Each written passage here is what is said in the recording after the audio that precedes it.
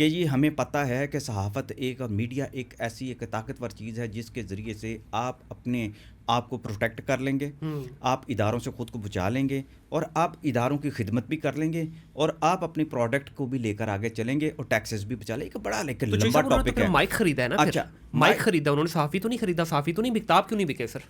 نہیں آپ کو بھی صاحب، بکنا چاہیے تھا نا. بکنے کی پتہ نہیں اصطلاح جو ہے نا وہ بڑی ایک عام سا ایک لفظ ہو گیا ہے. بکنے کی بات نہیں، ہر ایک کی اپنی اپنی قیمت لگتی ہے. بکنے کے لیے ہم بہت سارے لوگ جو ایسے ہیں، بکنے کی جو مثال ایک دور میں کوئی لفافہ دیا کرتا تھا، ہم اس کو کہتے تھے کہ یہ بکتے تھے. اور یہ جو بکنے کے لیے لوگ تیار بھی ہوتے ہیں، کچھ لوگ خرید بھی لیتے ہیں.